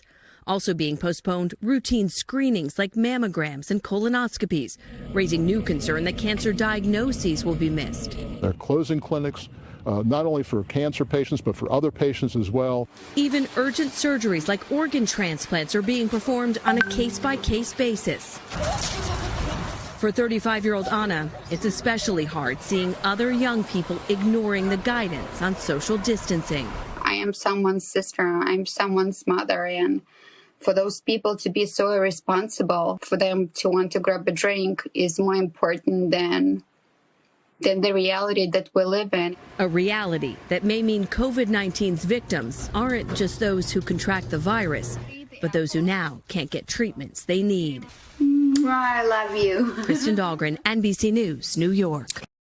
45 states have shut down schools entirely. More than 52 million students now forced to learn from home. All right, girls, go ahead and get out your math workbooks For teacher Sarah Jane Rust, that means kitchen table math classes before taking her two girls outside for a little science. What are you telling your friends with kids now? That it's going to be okay. I would say set a schedule for your family that works, talk to your child's teacher, and own it. I mean, just take ownership of it. For those with access to a screen and reliable internet, another option, online learning. All right, we are doing a sight reading example in the key of D major today. In New Jersey, Ariel Siegel, one of many teachers now fully reliant on tech, making sure students hit all the right notes. Are you ready to go virtual indefinitely? We're able to communicate, but to actually perform and sing in time, that's a reason why I would hesitate to say I'm ready for complete virtual learning. Now, virtual learning does face some hurdles. Up to 12 million kids don't even have access to reliable internet. That's why lawmakers are calling for the purchase of special Wi-Fi hotspots to give to schools that need it most. Lester? All right, Morgan, thank you. Coming up tonight, COVID-19 and pregnancy. What do you need to know? I've always been fascinated by what's next and still going for my best, even though I live with a higher risk of stroke due to AFib, not caused by a heart valve problem. So if there's a better treatment than warfarin, I want that too. Eliquis. Eliquis is proven to reduce stroke risk better than warfarin, plus has significantly less major bleeding than warfarin. Eliquis is FDA approved and has both. What's next? Reeling in a nice one. Don't stop taking Eliquis unless your doctor tells you to, as stopping increases your risk of having a stroke. Eliquis can cause serious and in rare cases fatal bleeding. Don't take Eliquis if you have an artificial heart valve or abnormal bleeding. While taking Eliquis, you may bruise more easily, and it may take longer than usual for any bleeding to stop. Seek immediate medical care for sudden signs of bleeding, like unusual bruising. Eliquis may increase your bleeding risk if you take certain medicines. Tell your doctor about all planned medical or dental procedures. Eliquis, the #1 cardiologist-prescribed blood thinner. Ask your doctor if Eliquis is what's next for you. What's important to you? Saving for Ava's college. Financial security. Being able to retire. On our terms. No matter what your goals are, our trusted advisors can help you reach them. Ameriprise Financial. Restaurants have always been there for you. A place to celebrate, to take a first date, to grab a meal between soccer practice and piano. And even though tables are empty at the moment, the kitchens are full, prepping everything so it's just right, keeping customers safe, and making the food as delicious as ever. They're still there for you. Now you can be there for them. While the doors may be closed, the kitchens are open for delivery. Feel the clarity of non-drowsy Claritin and 24-hour relief from symptoms caused by over 200 indoor and outdoor allergens, like those from Buddy. For 1 week only, save up to $26 in select Claritin products. Check this Sunday's newspaper for details. Yeah! Beautiful. But support the leg. When I started Cobra Kai, the lack of control over my business made me a little intense. But now I practice a different philosophy. QuickBooks helps me get paid, manage cash flow, and run payroll. And now I'm back on top with Koala Kai. Dad! Hey! more mercy. Save over 40 hours a month with Intuit QuickBooks, the easy way to a happier business. At Walgreens, we love smart savers. Like movie savers. Tea time savers. And especially Medicare Part D savers. So you probably know making Walgreens your preferred pharmacy means up to $5 off on copays and 100 rewards points on prescriptions. Because you're smart like that. Save smartly on Med D. Walgreens, trusted since 1901.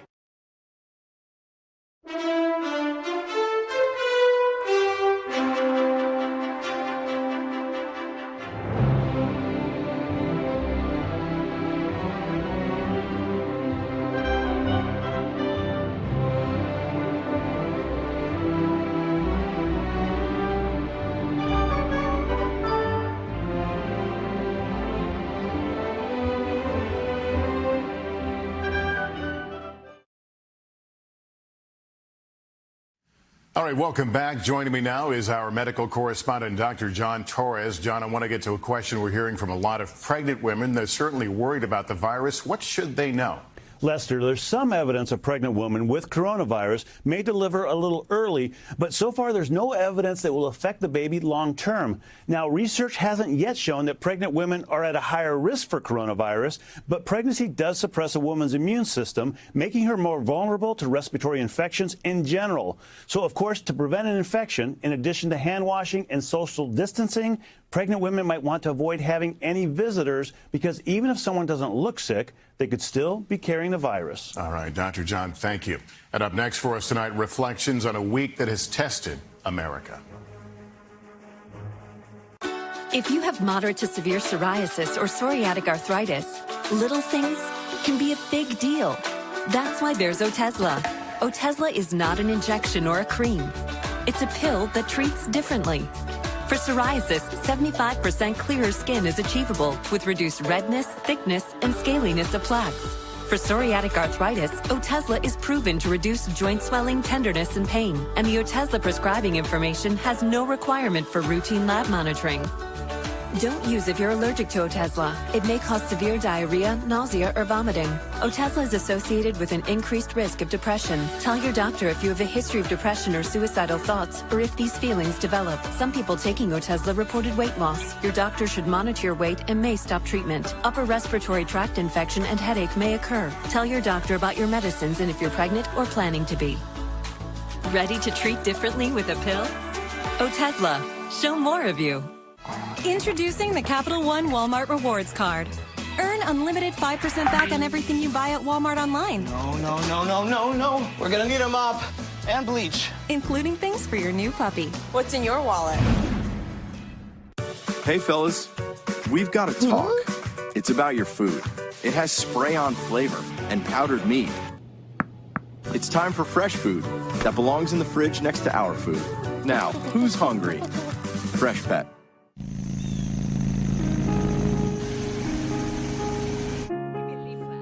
Thousands of women with metastatic breast cancer, which is breast cancer that has spread to other parts of the body, are living in the moment and taking Ibrance. Ibrance with an aromatase inhibitor is for postmenopausal women or for men with HR-positive, HER2-negative metastatic breast cancer as the first hormonal-based therapy. Ibrance plus letrozole significantly delayed disease progression versus letrozole and shrank tumors in over half of patients. Patients taking Ibrance can develop low white blood cell counts, which may cause serious infections that can lead to death. Ibrance may cause severe inflammation of the lungs that can lead to death. Tell your doctor right away if you have new or worsening symptoms, including trouble breathing, shortness of breath, cough, or chest pain. Before taking Ibrance, tell your doctor if you have fever, chills, or other signs of infection, liver or kidney problems, are pregnant, breastfeeding, or plan to become pregnant. Common side effects include low red blood cell and low platelet counts, infections, tiredness, nausea, sore mouth, abnormalities in liver blood tests, diarrhea, hair thinning or loss, vomiting, rash, and loss of appetite. Be in your moment. Ask your doctor about Ibrance. What's important to you? Saving for Ava's college. Financial security. Being able to retire. On our terms. No matter what your goals are, our trusted advisors can help you reach them. Ameriprise Financial. Every morning, we are with you today for the latest developments, expert advice on your questions, and how we're all connecting while apart. I'm working from home. We're still together. Everybody who is separated from their loved ones, we are with you. Every morning on Today. NBC Nightly News with Lester Holt, covering coronavirus with facts over fear. How do we know who belongs in isolation? What should we be conscious of? What's being worked on today? At a time of crisis, turn to the most trusted TV news anchor in America. At the end of a tough week, Harry Smith is seeing America in a new way. America is going through a kind of vision test, an exam on how we view one another. Do we see only ourselves, or do we get the bigger picture? Those Gen Z types partying on the beach could use some corrective lenses. And for the TP hoarders, you know who you are. Seriously? On the other hand, hip hip hooray for the folks in the grocery stores and pharmacies and the people who resupply them. And for those on the front lines, nurses, paramedics, PAs, and doctors, gratitude is not a good enough word to express our appreciation. And also thanks to their families, who know with every patient comes some risk. Finally, to the social distance superstars, who realize keeping your distance is the best way to slow the virus. Indeed, our best expression of loving your neighbor. Maybe we should call it 2020 Vision. Harry Smith, NBC News. We have got to focus on the good around us. That's Nightly News. I'm Lester Holt. Take care of yourself and each other.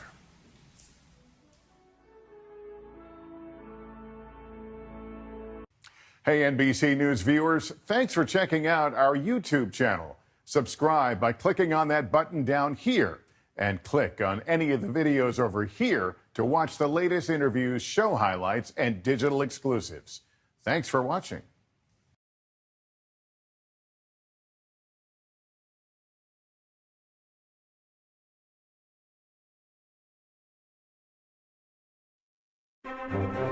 This Sunday, America's shutting down. Roughly 1 in 4 Americans are now being told, stay at home. Tighten the valve. Tighten the valve more. If the number doesn't slow down, close the valve. We're closing the valve. Schools, restaurants, businesses closing. Airports empty. Unemployment claims soaring. Congress working on a plan to send checks to millions of families. But how much and how soon? We need help now. Now. Give us answers. New cases and deaths spiking here at home. This is one of the greatest emergencies our nation has faced in generations. And around the world, military vehicles needed to cart off the dead in Italy. Testing kits and medical protective gear still in short supply. Younger Americans being struck harder than expected. Many still ignoring social distancing pleas. If I get corona, I get corona. At the end of the day, I'm not going to let it stop me from partying. President Trump changing his tone. For 2 months, we have it totally under control. We think we have it very well under control. It's something that we have tremendous control over. But now, if you're talking about the virus, no, that's not under control for any place in the world. The U.S. facing an invisible enemy with no end in sight. My guests this morning, New York City Mayor Bill de Blasio, Governor Larry Hogan of Maryland, Senator Pat Toomey of Pennsylvania, and FEMA Administrator Peter Gaynor. Joining me for insight and analysis are NBC News White House correspondent Kristen Welker, former Homeland Security Secretary Jay Johnson, presidential historian Doris Kearns-Goodwin, and David French, columnist for Time Magazine. Welcome to Sunday and a special edition of Meet the Press. From NBC News in Washington, the longest-running show in television history, this is a special edition of Meet the Press with Chuck Todd. Good Sunday morning. Unlike with some crises this country has faced, Pearl Harbor, the Kennedy assassination, 9/11, it's doubtful Americans are going to remember where they were when they first heard the news about the coronavirus. But this crisis has also done what those events could not do: empty the American landscape. New York State is essentially shutting down, and with it, the nation's largest city. The same is true in Illinois and the unofficial capital of the Midwest, Chicago. And this is the scene at the iconic Santa Monica Pier outside of the nation's second largest city, Los Angeles. Other states are doing the same. Is it enough?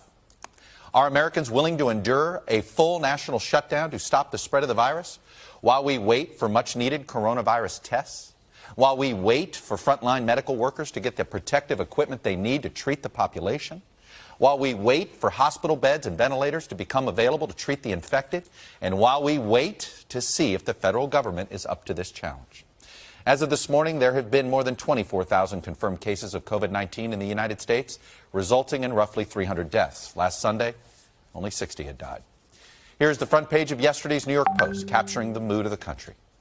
We are facing a Category 5 storm. The question is, are we prepared to temporarily sacrifice enough of the freedoms we as Americans take for granted to knock this menace down to at least a Category 3? This is the most drastic action we can take. Governors from New York to California, Connecticut, New Jersey, and Illinois are telling residents to stay in their homes. We need to tell people the truth. We need to bend the curve in the state of California. Ultimately, you can't have a livelihood if you don't have your life. 46 states have closed all schools. The other 4 shut down at least some. So far, President Trump says a national lockdown is not needed. I don't think we'll ever find that necessary. As the nation mobilizes to shut down, many Americans are still struggling to take public health warnings seriously. If I get corona, I get corona. At the end of the day, I'm not going to let it stop me from partying. Most of the people that are dying from it are older, so I'm like, oh, I'm fine then. That's as new CDC data shows 48% of ICU patients through mid-March were under 65. And 20% of fatalities were from that younger age group, though this is still early data. And frontline medical providers are warning of equipment shortages, begging the federal government for help. Our number one priority is getting those N95 masks, and the gowns would be number 2. We need those ventilators. The notion that this could happen in America, where we can see something coming and we can't get the resources here to avert it, is ridiculous. It should not happen. The federal failures over testing have blinded Americans to the scale of the outbreak. On Friday, the president seemed nervous enough about this blunt talk from Dr. Fauci. We are not there yet, because otherwise people would be never calling up saying they can't get a test. To visibly coax the vice president to weigh in. Mr. President? Well, I just can't emphasize enough about the incredible progress that we have made on testing. For months, President Trump repeatedly dismissed the threat of a broad U.S. outbreak. I think it's going to work out fine. We're going very substantially down, not up. One day, it's like a miracle. It will disappear. Even as he was getting intelligence briefings in January and February about the global dangers posed by the virus. Even now, misstatements and mixed messaging are adding to the confusion. On Friday, the president touted the treatment of a malaria drug for the coronavirus. I sure as hell think we ought to give it a try. Even after Fauci urged caution. It was not done in a controlled clinical trial, so you really can't make any definitive statement about it. And Mr. Trump lashed out at reporters. What do you say to Americans who are watching you right now who are scared? I say that you're a terrible reporter. That's what I say. As the economy stalls, Goldman Sachs predicts unemployment claims will spike to more than 2 million this week. And lawmakers are negotiating plans for a $1 trillion economic relief package, which would include small business loans, corporate bailouts, and direct payments to millions of Americans. And joining me now is the chair of the National Governors Association. It's Governor Larry Hogan of Maryland, and the mayor of New York City, Bill de Blasio. Gentlemen, welcome back to Meet the Press. Mr. Mayor, I want to start with what's going on in New York City. It does appear to be right now ground zero for what the country is facing. You noted on Friday the grim reminder that New York City, I think, now has a third of all cases in this country. What can you tell us this morning? Is there any ebbing of this yet? Chuck, the truth is, and New Yorkers and all Americans deserve the blunt truth, it's only getting worse. And in fact, April and May are going to be a lot worse. Right now, we are a third of the cases in the country. That's going to get worse. We're about 2/3 or more of the cases in New York State. That's going to get worse. But Chuck, the President of the United States is from New York City, and he will not lift a finger to help his hometown. And I don't get it. I don't get it. Right now, I have asked repeatedly for the military to be mobilized, for the Defense Production Act to be used to its fullest, to get us things like ventilators so people who can live who would die otherwise. Chuck, I can't be blunt enough.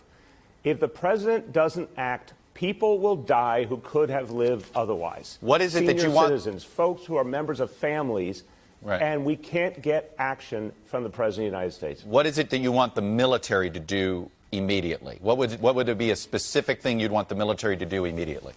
Chuck, the military has extraordinary medical capacity of its own that's been honed in fighting wars. They can handle any situation. All military personnel who are medically trained should be sent to places where this crisis is deep, like New York. Right now, the military is the best logistical organization in the nation. If there are ventilators being produced anywhere in the country, we need to get them to New York, not weeks from now or months from now, in the next 10 days.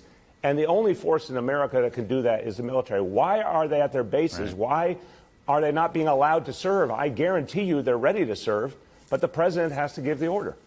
The shelter-in-place order for New York City, how do you plan on enforcing this next week?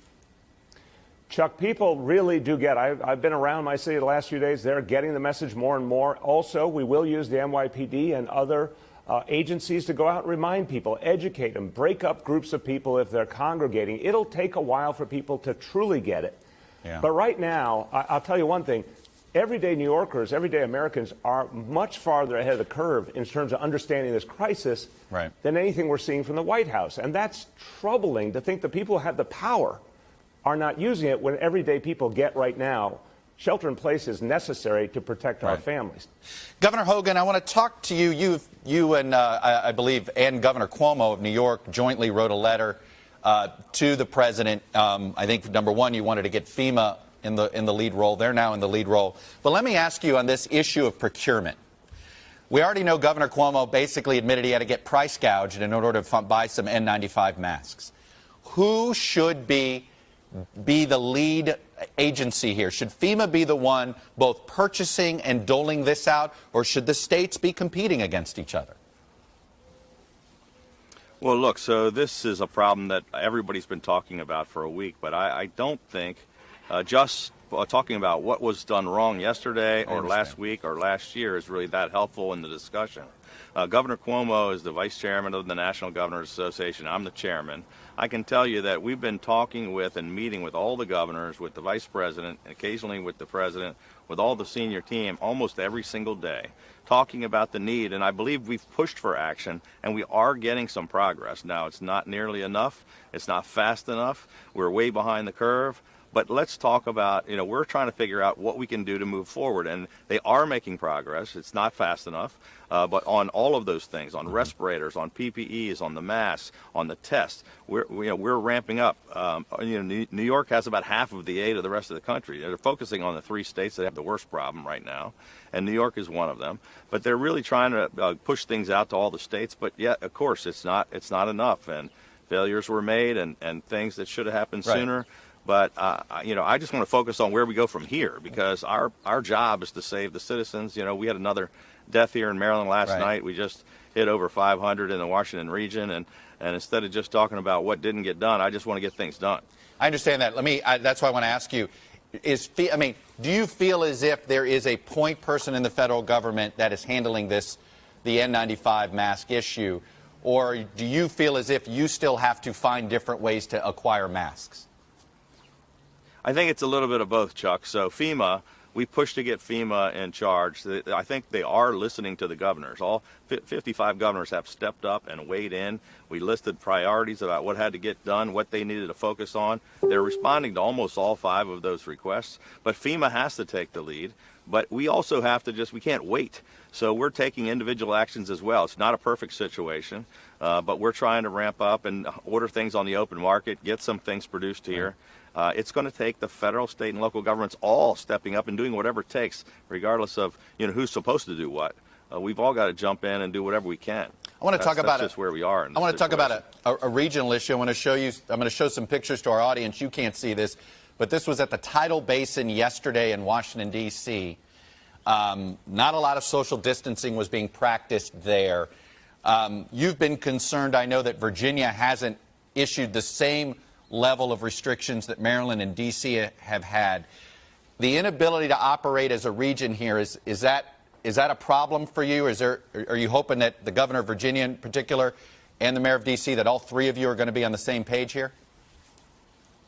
Well, so in addition to meeting with all the governors, we've been meeting as a region with the governor of Virginia, with the mayor of D.C. We talked on Friday. We're going to be talking again, I believe, tomorrow.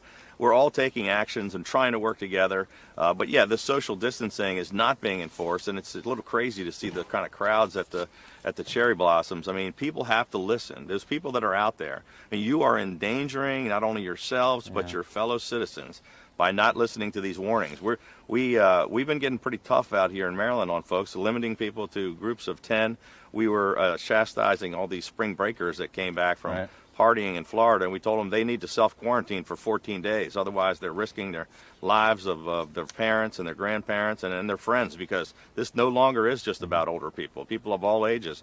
40-some% of our cases are under 54 years old, and from 18 to 54. We had a 10-month-old, a 5-year-old who have gotten this disease. So the people are kidding themselves if they think that they should just go on spring break or enjoy being out there just as business as normal. We've got to get people off the streets and out of these crowds. It's absolutely essential.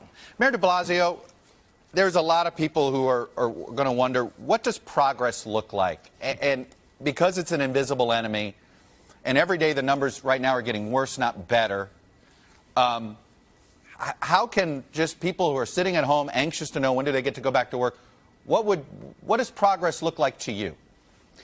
Chuck, first of all, I respect Governor Hogan for sure, but I just disagree with something he said. It's not about blaming people for what happened in the past. It's about right this minute. The American government is not at full bore right now. The Defense Production Act, it's been activated. We've gotten no indication of any factory on 24/7 shifts.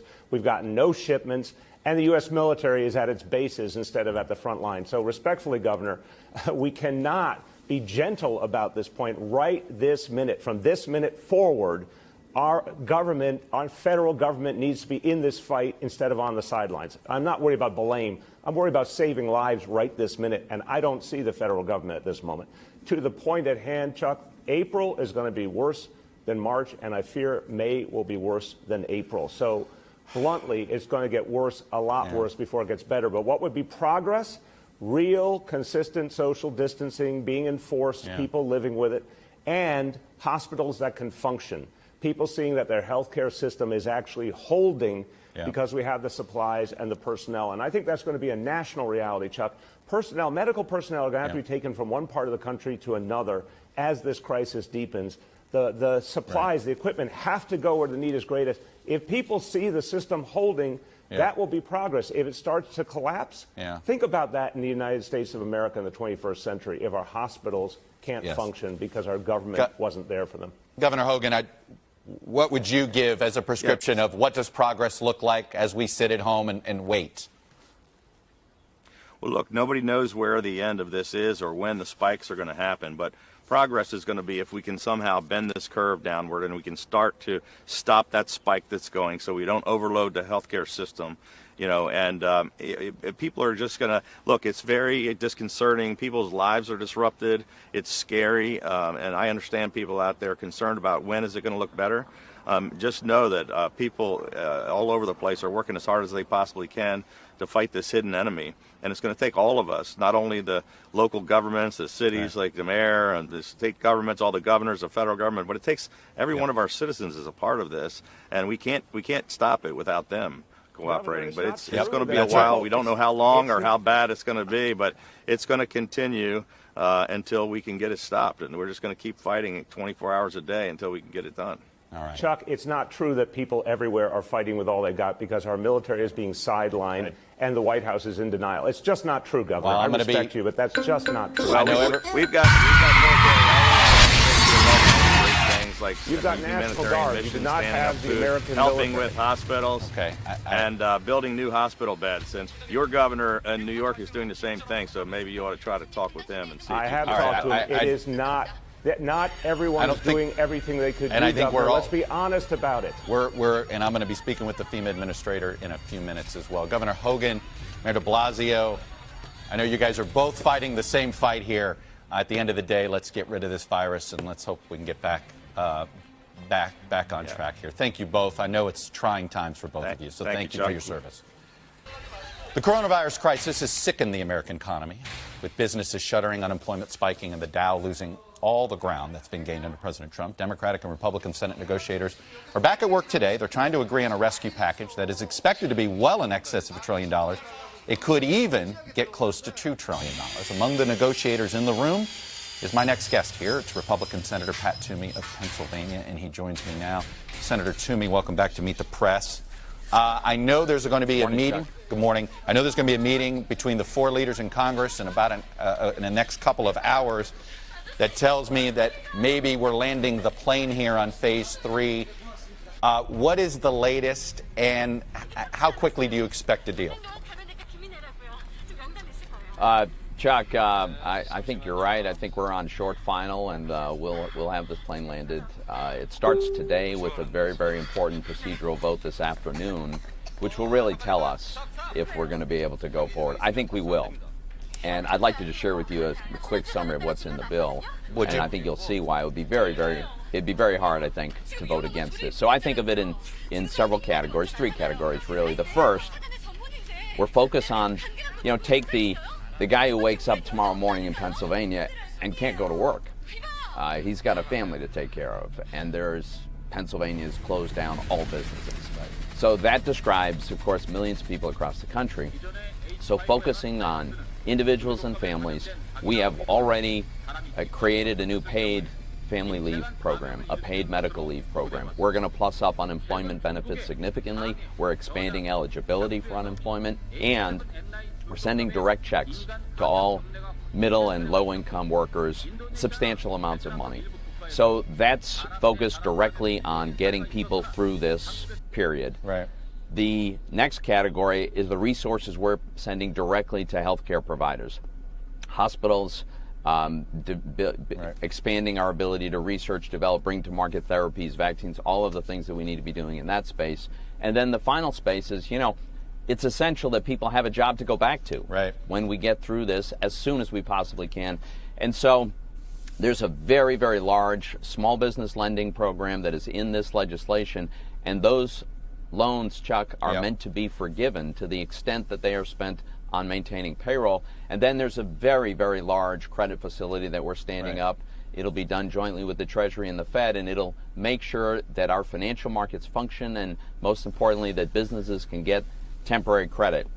So this is going to be a very, very large, very powerful combination. All right, let me ask about some specifics that I know most viewers are probably most anxious to hear, and that's the direct payment situation. Number one, is it going to be sustained if the national emergency goes into May? We know there's an April payment that is planned on. Would there be a May payment if we're still in a national emergency? And is that codified in this bill? So that is not codified in this bill, but let's keep in mind, first of all, we are going to make a tremendous amount of resources available to companies to keep their workforce employed, because we're hoping this is a relatively brief period, and we want those folks to still be associated with their company, so they're called back to work rather than feel like they've lost that tie. That's number one. Number two, there's very generous, significant unemployment benefits. So we'll reevaluate. Okay. If we are, several weeks from now and we think we need another round of, it's not the most efficient way to do this, by the way, Chuck. We're sending checks out to a lot of people who will still be salaried people who still have their income, but it was seen as the fastest way to get money in people's hands. Right. The issue of which industries to quote unquote bail out. What would that look like, and how do you prevent? I know you are a big opponent of TARP, and you believe this is a different situation. Right. The question, though, is, for instance, like on the cruise industry, are they part of a moral hazard in your mind or not? So here's the way I think about this. The big credit facility that we're standing up has really 2 components. There is a category of funds that will be available.